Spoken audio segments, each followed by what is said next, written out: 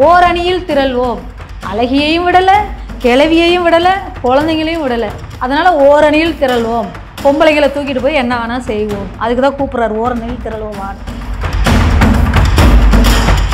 இல்லை ஏன் இந்த கற்பழிப்பு நடக்குது அப்படின்னா, ஒரு சில போதைப் பொருட்களுக்கு வந்து ஒரு சில குணங்கள் உண்டு.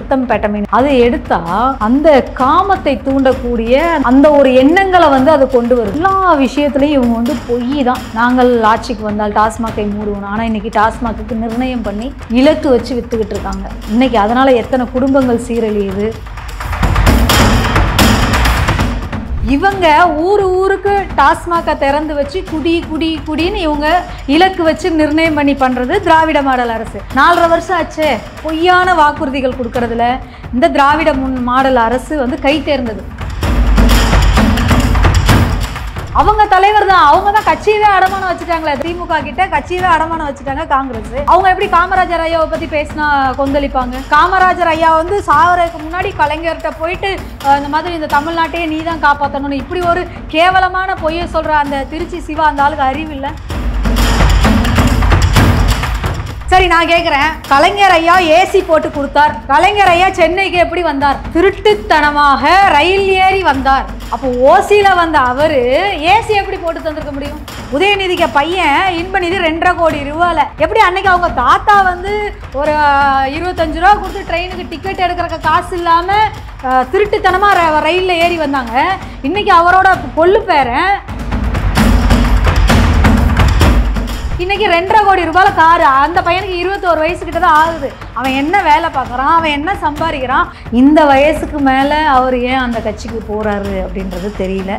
அவருக்குள்ளே என்ன கஷ்டமோ இல்லை அவருக்குள்ளே என்ன மனக்கசப்போ.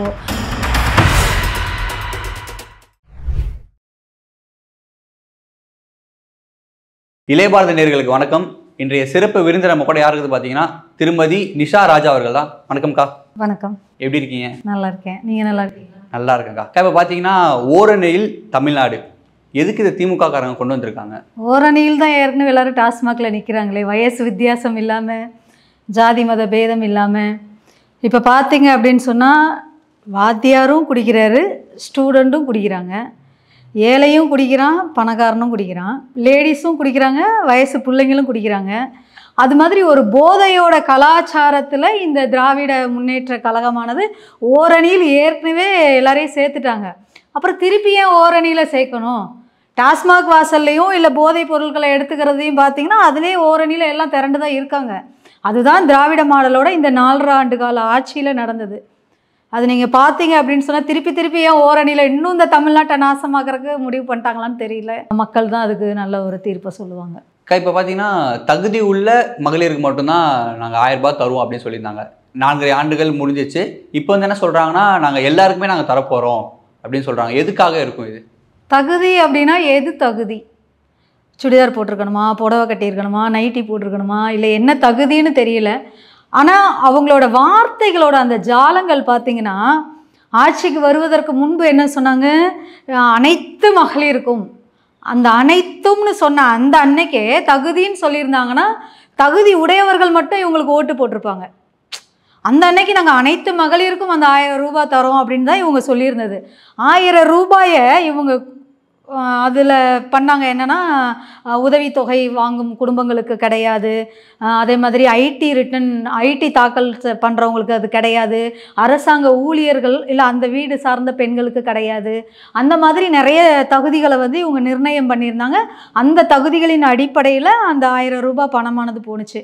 அப்போ அப்படி கணக்கு பண்ணி பார்த்தீங்கன்னா கூட மாற்றுத்திறனாளிகள் உதவித்தொகை வாங்குறவங்க கொஞ்சம் பேர் இருக்காங்க, கணவரால் கைவிடப்பட்டவங்க உதவித்தொகை கொஞ்சம் வாங்குறாங்க, அப்புறம் தொழிலாளர் அந்த நல வாரியத்தில் பதிவு பண்ணி அதில் மூலியமாக உதவித்தொகை வாங்குறவங்க இருக்காங்க. அப்போ இதுலேயே பார்த்தீங்கன்னா 3/4 பேர் போயிட்டாங்க. அந்த மீதம் இருக்கிற ஒரு 30% ஒரு பெண்களுக்கு, அந்த 30% பெண்களுக்கும் ஒழுங்காக தரலை. ஏன்னா தினம் வந்து இந்த மகளிர் உரிமை கிடைக்குமா, இது மக்களோட மனசில் வந்து ஒரு ஆசையை விதைச்சி அவங்கள ஒரு ஏமாற்றக்கூடிய ஒரு வேலையில் இவங்க இருக்காங்க. அது வந்து 1000 ரூபாய் காசு கொடுக்கறதுன்றது அது 1000 ரூபாய் கம்மி தான். ஏன்னா ஒவ்வொரு வீட்டில் உள்ள ஆம்பளைங்க கிட்டையும் இவங்க டாஸ்மாகில் எவ்வளோ பிடுங்குறாங்க? டாஸ்மாகில் ஒரு கோட்டரோ கட்டிங்கோ ஒரு ஆஃபோ வாங்கினா 150 ரூபா 50 ரூபாய்க்கு மேலே தான் எல்லாமே போகுது. ஒரு 150 ரூபாய்க்கு ஒருத்தர் வாங்கினார்னா மாதத்துக்கு நீங்கள் 30 நாளைக்கு கணக்கு பண்ணுங்கள், 4500 ரூபா வருது. அப்போ 1000 ரூபாயை ஒரு வீட்டில் கொடுத்துட்டு அந்த வீட்டிலேருந்து ஒரு 4500 ரூபாய் காசை அவங்க பிடுங்குறாங்க. அது இந்த மக்கள்கிட்ட ஒரு விழிப்புணர்வு இல்லை. ஏன் அப்படி விழிப்புணர்வு இல்லை அப்படின்னா, இங்கே வந்து இவங்க ஜாதி ரீதியாக, மத ரீதியாக, இன ரீதியாக பிரித்து வச்சு அதில் வந்து இவங்க அரசியல் களம் காண்டதுனால தான் இது நாள் வரைக்கும் இந்த திராவிட கழகமானது, இங்கே இந்த திமுகவானது இங்கே மக்களை ஏமாற்றி பிழைக்கக்கூடிய அரசியல் பிழைப்பாக இருக்கிறதுனால தான் பாரதிய ஜனதா கட்சி அதை மிக கடுமையாக எதிர்க்கிறாங்க. ஆனால் பாஜக தான் இதை பண்ணுறாங்க, மதவாதமாக அவங்க தான் பண்ணுறா அப்படின்னு சொல்கிறாங்க.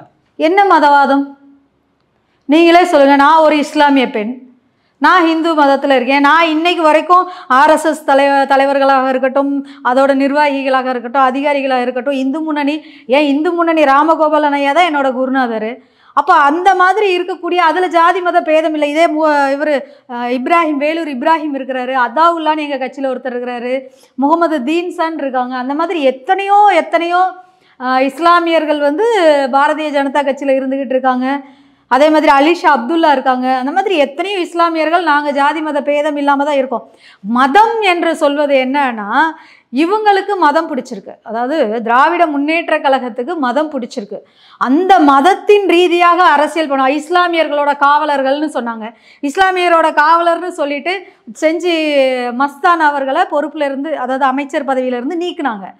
அதே 2 சிறுபான்மை சமுதாயத்தினர் 2 அமைச்சர் தான். ஒன்று செஞ்சி மஸ்தான், இன்னொன்று ஆவடி நாசர். கொண்டு வந்துட்டாங்க. ஆவடி நாசர் இப்போ தானே கொண்டு வந்தாங்க. ஏன்னா செஞ்சி மஸ்தானையும் நீக்கிட்டாங்க. அப்போ அங்கே சிறுபான்மையினருக்கு இல்லையே. இப்போ ஜவஹர்லாலுக்கு கொடுத்துருந்தாங்கன்னா கூட அவங்க கூட்டணி கட்சி தானே தவிர இவங்க திமுகவில் இருந்த இஸ்லாமியர்கள் சிறுபான்மையர் அவங்க கிடையாது. அதனால் எதுவுமே இல்லாமல் காலியாக வைக்கக்கூடாது. ஏன்னா இப்போ எலெக்ஷன் வருது இல்லை, இஸ்லாமியர்களை ஏமாற்றணும்ல, அதுக்காக இப்போ ஆவடி நாசரை உள்ளே கொண்டு வந்திருக்காங்க. செஞ்சி மஸ்தான் அவரை அந்த பதவியிலேருந்து நீக்கி இருக்கிறாங்க.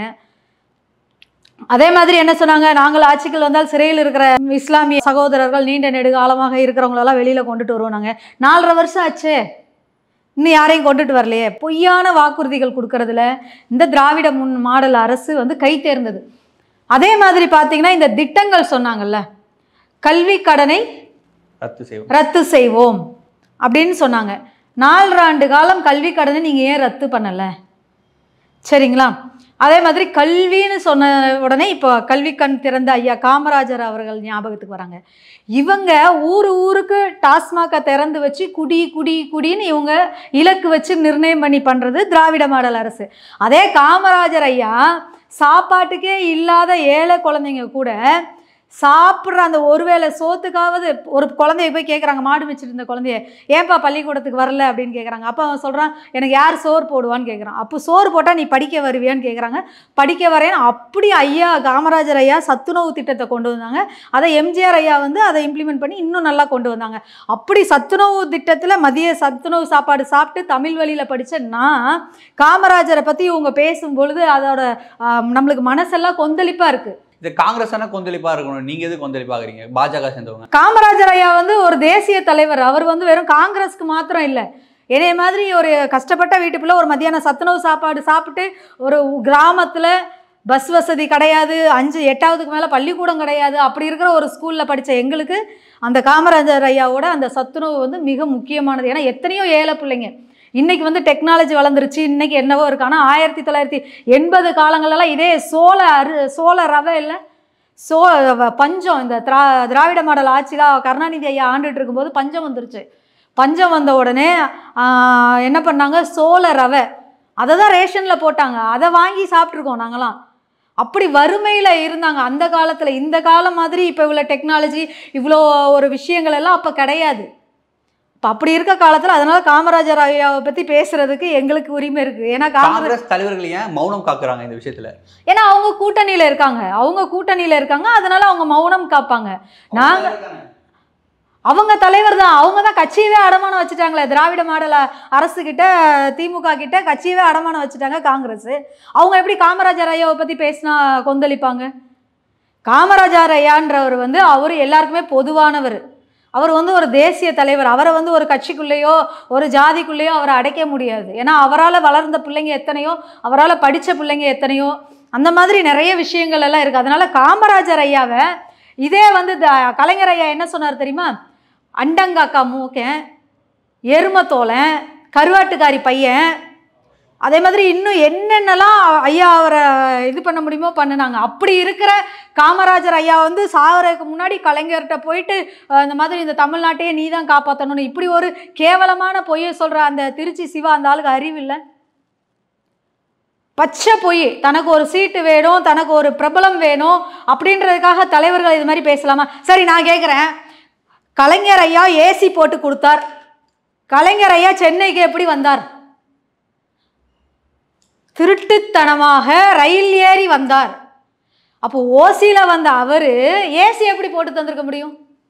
இப்போ இதே என்ன சொன்னாங்க? திருட்டு ரயில் ஏறி வந்தார்னு சொன்னாங்க. ரயில் திருட்டு ரயில் இல்லை, ரயில் நல்ல ரயில். இவர் திருட்டுத்தனமாக வந்தார். கலைஞர் ஐயா திருட்டுத்தனமாக அதில் வந்தார். வந்தவர் இன்னைக்கு அவங்களோட சொத்து என்ன? இன்னைக்கு இன்பநிதி 2.5 கோடி ரூபாயில் கார் வாங்கியிருக்கிறாப்புல. யார்? இன்பநிதி, உதயநிதி இல்லை. உதயநிதிக்கு பையன் இன்பநிதி 2.5 கோடி ரூபாயில். எப்படி அன்னைக்கு அவங்க தாத்தா வந்து ஒரு 25 ரூபா கொடுத்து ட்ரெயினுக்கு டிக்கெட் எடுக்கிறக்க காசு இல்லாமல் திருட்டுத்தனமாக ரயிலில் ஏறி வந்தாங்க. இன்றைக்கி அவரோட கொள்ளு பேரன் இன்றைக்கி 2.5 கோடி ரூபாயில் காரு. அந்த பையனுக்கு 21 வயசுக்கிட்ட தான் ஆகுது. அவன் என்ன வேலை பார்க்குறான், அவன் என்ன சம்பாதிக்கிறான், அவனுக்கு எப்படி? நானே இன்றைக்கி 41 வயசு ஆகுது, என்னட்டையே 2.5 கோடி ரூபாய் கார் வாங்க முடியல. இத்தனைக்கும் ஒரு அரசியல் கட்சியில் 15 வருஷம் பயணம் பண்ணிக்கிட்டு இருக்கேன். நான் ஒரு பழைய ஸ்கார்பியோ தான் வச்சுருக்கேன். 2.5 கோடி ரூபாய்க்கு நான் கார் வாங்கல. இன்றைக்கி எல்லாம் கஷ்டப்பட்டுட்டு தான் பொது வாழ்க்கையில் இருக்கும். அப்போ இவங்களுக்கு மட்டும் எங்கேருந்து வருது காசு? அப்போ இதெல்லாம் மக்கள் யோசிக்கணும். அதே வந்து இன்றைக்கும் பஸ்ஸுக்கு காசு இல்லாமல் இன்றைக்கும் பஸ்ஸு ஏறி பக்கத்து ஊரில் போய் படிக்கிற குழந்தைங்களாம் எத்தனையோ குழந்தைங்க இருக்குது. ஏன் அவங்க அப்பா ஆத்தாலாம் பிள்ளைங்களுக்கு ஆளுக்கு ஒரு கார் வாங்கி கொடுத்துருக்கலாமே? அப்போ ஏழையாக வச்சுட்டு இவங்க ஏழையோட சுரண்டி அவனோட காசை கொள்ளையடிச்சு இன்றைக்கி அவங்க பேரன் பேத்தி முப்பாட்டன் கொல்லுப்பாட்டன் எல்லாம் இன்றைக்கி நல்ல வசதிகளாக வாழ்ந்துட்டு இருக்காங்க. இந்த லட்சணத்தில் தமிழ்நாடு இருந்தால் மக்களுக்கு எப்படி வளர்ச்சி இருக்கும்? அப்பா அப்படின்னாரு. ஆனால் அப்பா எல்லாம் தப்பாக பண்ணால் எப்படி சொல்லுங்கள்? அப்பா சொன்னார். அப்பானா சரி, அவங்க கொள்ளு பேரனுக்கு ஒரு கார் வாங்கி கொடுத்துருக்கும்போது தமிழ்நாட்டில் இருக்கிற அத்தனை இளைஞர்களுக்கு ஒரு கார் வாங்கி கொடுத்துருக்கணும்ல அப்பா. ஒரு அப்பானா என்ன? பாரபட்சமே இல்லாமல் பிள்ளைங்களை பார்க்குறதுக்கு பேர் தானே அப்பன். இல்லைனா அவன் அப்பனா? இந்த அஜித் குமார்னு ஒரு பையன் செத்து போயிட்டான். அப்போ அந்த பையனுக்கு சாரின்னு சொன்னாங்க. இதே ஒரு அப்பனாக இருந்தால் சாரின்னு ஒத்த வார்த்தையில் முடிச்சுட்டு போவானா? வயிற்றுல வாயில் அடிச்சுட்டு தப்புள்ள செத்து போச்சே, எத்தனை துக்கத்தில் இருப்பாங்க. சரி, இப்போ அஜித் குமார் பிரச்சனையை விட்டுடுங்க. அது மாதிரி தமிழ்நாட்டில் ஒரு குழந்தைய கூட வாயை பொத்தி தூக்கிட்டு போய் இந்த இன்னைக்கு பண்ணுறாங்க. இது வரைக்கும் அவங்க ஒரு நடவடிக்கை எடுக்கலை. அப்புறம் பெண்களுக்கான அரசுன்னு நீங்கள் எப்படி சொல்வீங்க? ஒரு 80 வயசு ஆயாவை கூட தூக்கிட்டு போயிட்டானுங்க. அப்பயும் பெண்களுக்கான அரசு. ஓரணியில் திரள்வோம். அழகியையும் விடலை, கிழவியையும் விடலை, குழந்தைங்களையும் விடலை. அதனால் ஓரணியில் திரள்வோம், பொம்பளைங்களை தூக்கிட்டு போய் என்ன வேணால் செய்வோம். அதுக்கு தான் கூப்பிட்றாரு, ஓரணியில் திரள்வோம் வார்டு. இப்போ பார்த்தீங்கன்னா சமீபத்தில் திருச்செந்தூரில் கும்பாபிஷேகம் பண்ணாங்க 400 கோடி செலவில். ஆனால் மக்கள் இன்னும் வந்து அங்கே கஷ்டப்பட்டுட்டு இருக்காங்க. ஒரு பாத்ரூமாக இருந்தாலும் சரி, இல்லை லைனில் நிற்கிறாங்க, ரொம்ப நேரம் நிற்கிறான்னு சொல்லிட்டு ரொம்ப சர்ச்சையான வார்த்தைகள்லாம் மக்கள்லாம் பேசிட்டு வராங்க. இது எப்படி பார்க்குறீங்க? முதல்ல இந்த கேடி பசங்க 400 கோடி ரூபாய் செலவு பண்ணதுக்கு முதல்ல கணக்கு கொடுக்கணும். அதில் 200 கோடி ரூபாய் ஹெச்சிசிஎல் அவங்க சிவ்நாடார் அவங்க ஸ்பான்சர் பண்ணியிருக்காங்க. மீதி 200 கோடி ரூபாய் வந்து அந்த உண்டியல்லேருந்து இவங்க எடுத்திருப்பாங்க. அதாவது மக்கள் பக்தர்கள் போடுற அந்த காணிக்க காசை தான் இவங்க எடுத்து செலவு பண்ணியிருப்பாங்க. ஒரு கும்பாபிஷேகத்துக்கு 400 கோடி ரூபாய் செலவுன்றது வந்து அதிகமான ஒரு காசு. புரியுதுங்களா? அது வந்து ஏன் இவங்களுக்கு 400 கோடி ரூபாய் அவ்வளோ அதிகமாக செலவு பண்ண வேண்டிய அவசியம் என்னன்ற ஒரு கேள்வி கேட்கணும். இப்போ அவர் ஒரு 200 கோடி ரூபாய் ஒரு ஸ்பான்சர் கொடுத்துருக்காருன்னா அதுக்குள்ளேயே கும்பாபிஷேக செலவுக முடிக்கலாம். ஏன்னா இவங்க அவ்வளோ பிரம்மாண்டமான ஒரு விஷயங்களை அங்கே பண்ணலை. ஏன்னா ஒரு மொபைல் டாய்லெட் கூட இல்லை, மொபைல் டாய்லெட் இல்லை, பக்தர்கள் வரிசையாக போகிறதுக்கான ஒரு முன்னேற்பாடு இல்லை, ஒரு வாகன ஏற்பாடுகள் இல்லை, ஒரு இத்தனை கழிப்பறை வசதிகள் இல்லை, குடிநீர் வசதி இல்லை, கழிப்பறை வசதிகள், இந்த மாதிரி ஒரு அத்தியாவசியமான தேவை. நீ 400 கோடி ரூபாயில் நாங்கள் இதை செலவு பண்ணணும் அப்படின்னு நீ அதை சொல்லும் பொழுது அதுக்கு கொஞ்சமாவது இந்த மக்களுக்கு நீ சேவை பண்ணிடணும்ல. ஏன்னா மக்கள் தான் வந்து பக்தர்கள் வந்து சாமி கும்பிட வராங்க, அவங்க உங்களுக்கு உண்டியலில் காசு போடுறாங்க, அதையும் நீங்கள் திருட்டுத்தனமாக திருடி தின்றீங்க, பொய் கணக்கு எழுதுறீங்க, தங்க நகைகளை உருக்குறீங்க. அதில் சரி தங்க நகைகளை உருக்கி கட்டியாக சேமித்து நாங்கள் வங்கிகளை சேர்த்தோம்னாங்க. அதில் இருக்கிற வைரம் என்னாச்சு, வைடூரியம் என்னாச்சு, கோமேதகம் என்னாச்சு, அந்த மாதிரி ஒவ்வொரு விஷயத்துலையும் இப்போ வெறும் ஒரு நகை அப்படின்னா அது நகையாக இருக்காது. அதில் ஒரு கல் அது எத்தனை வருஷத்துக்கு முன்னாடி கொடுத்ததோ அதுக்கு தனி ஒரு வேல்யூ இருக்கும். அந்த மாதிரி இந்த திராவிட மாடல் ஆட்சியானது எதில் எப்படியெல்லாம் இந்துன்ற பேர் எப்படி ஜாதி சர்டிஃபிகேட்டில் இந்து வன்னியர், இந்து கல்லர், இந்து மறவர், பிள்ளைமார், அந்த மாதிரி ஒவ்வொரு ஜாதியில் இருக்கிற அந்த இந்து பிள்ளை, இந்து ஆதி திராவிடர், அந்த இந்துவை எடுத்துட்டாங்க. அப்போ அறநிலையத்துறைக்கு மட்டும் ஏன் இந்து தேவைப்படுது? அப்போ அறநிலையத்துறையில் இருக்கிற இந்துவை எடுத்துட வேண்டியதுன்னு ஏன்னா இது பண்ண முடியாது. ஏன்னா அவங்க இந்துக்கள் இந்து மக்களை வச்சு ஏமாத்துறதுல தெளிவாக இருக்காங்க. இந்து மக்கள் யாரும் இது அந்தளவுக்கு இது பண்ணுறதில்ல.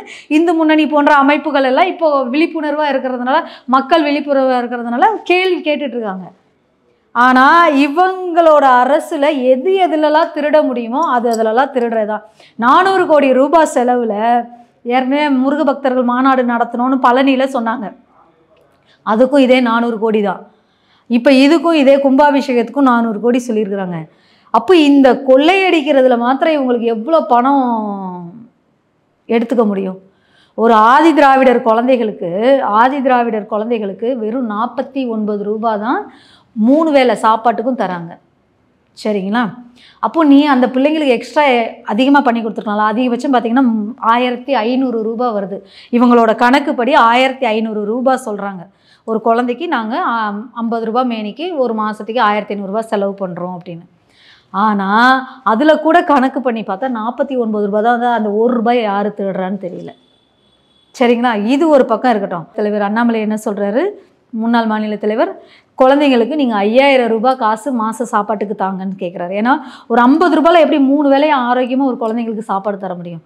அப்போது நீ ஒரு குழந்தைக்கு சாப்பாடு போடுறதுலே இவ்வளோ பாரபட்சம் பார்க்குற. கடவுளுக்கு ஏன்னா கடவுளுக்கு செலவு பண்ணிட்டோன்னா யாரும் கேட்க மாட்டாங்க. புரியுதுங்களா? இப்போ நாங்கள் கடவுளுக்கு 400 கோடி ரூபாயில் செலவு பண்ணோம் அப்படின்னா மக்கள் எல்லாம் என்ன நினைப்பாங்க? பரவாயில்ல, நல்லா பிரம்மாண்டமாக செலவு பண்ணுறாங்க, இது பண்ணுறாங்க, அது பண்ணுறாங்கன்னு பார்க்கும்போது அதுக்கான அத்தியாவசியங்களை நீங்கள் பண்ணலையே.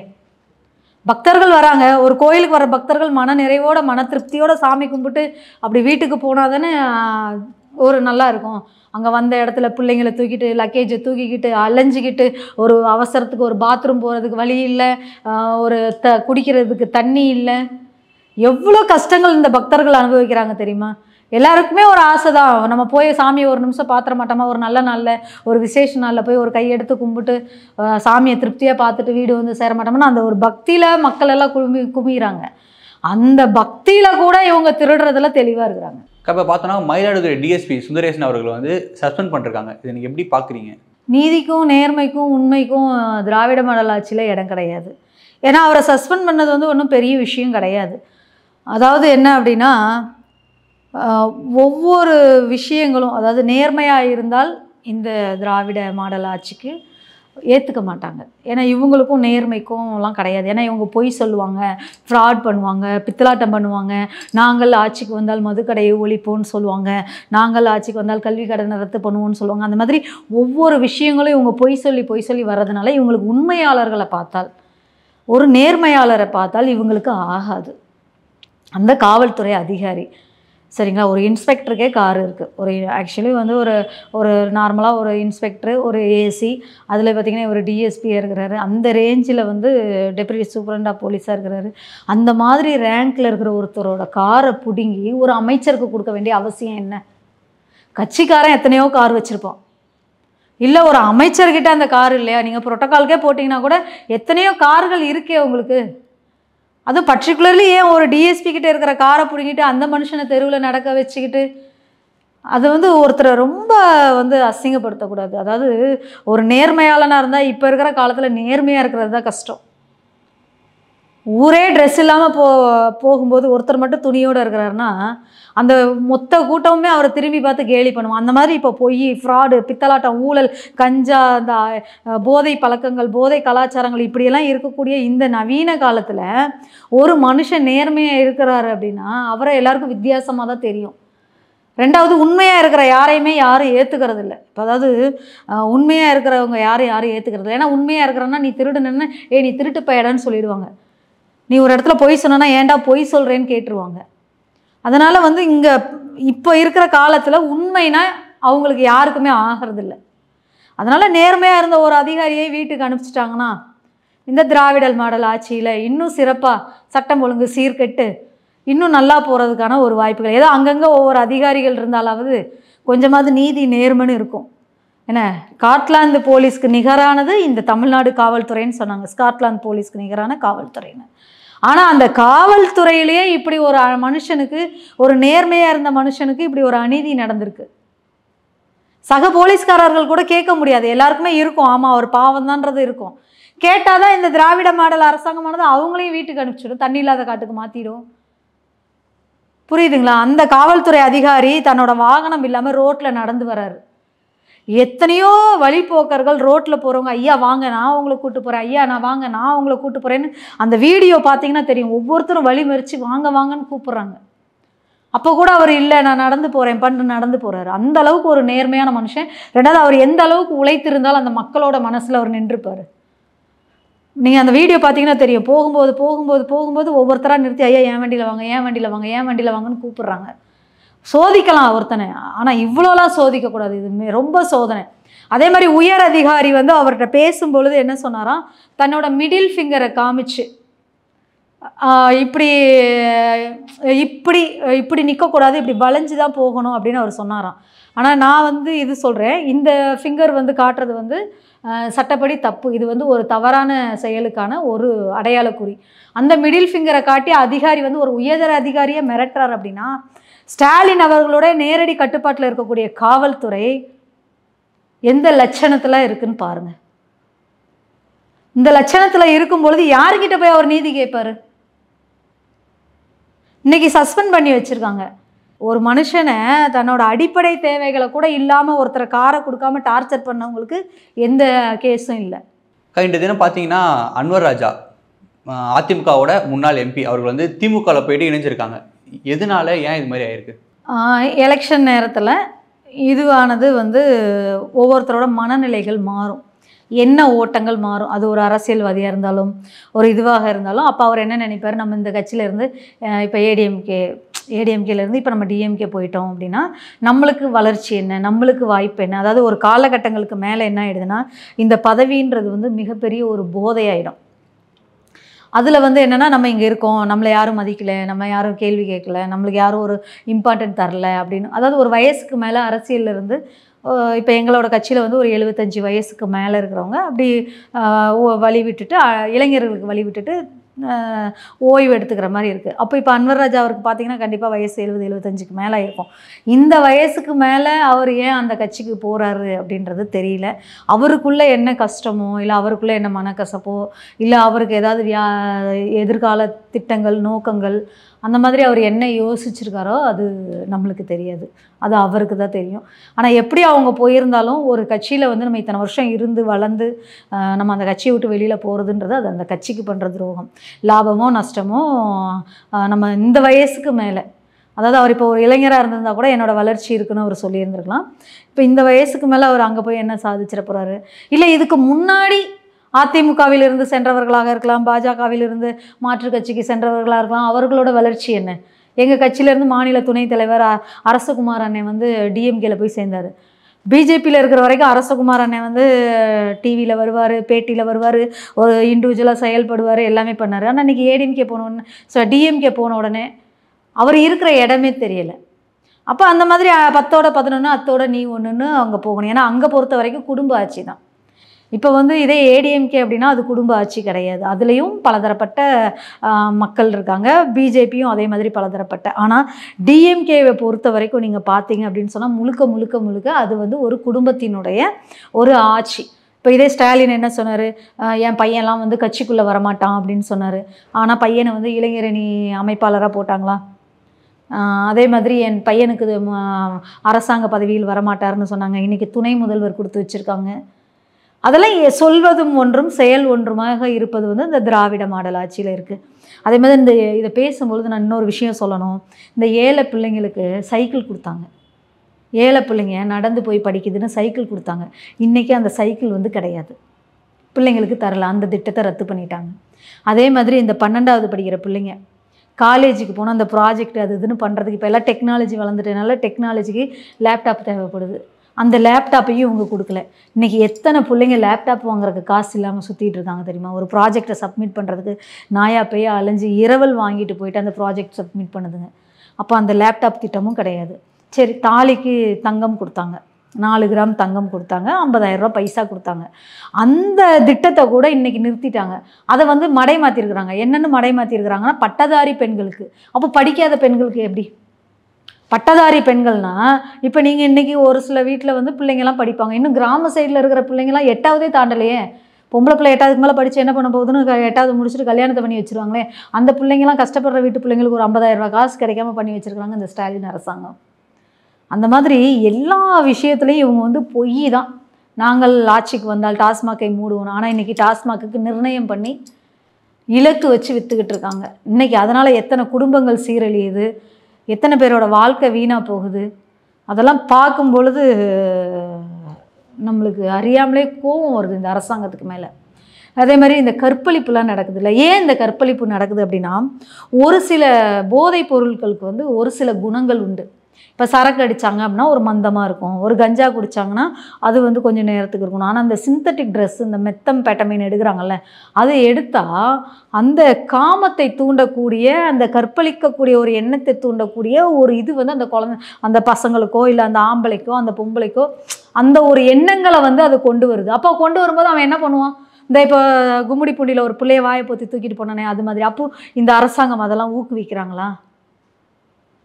அப்போது ஒரு அது அவங்களுக்கு தெரியுது. ஏதோ அவங்க கட்சிக்காரன் தான் அந்த சாதிக்கு அப்படின்றவர் வந்து ஜாஃபர் சாதிக்குன்றவர் அந்த சிந்தட்டிக் ட்ரக்ஸு, அந்த சிந்தட்டிக் ட்ரக்ஸுக்கு காம உணர்வை தூண்டக்கூடிய ஒரு இது உண்டாம். அந்த இப்போ நான் நேற்று தான் அதை பார்த்துக்கிட்டு இருந்தேன்.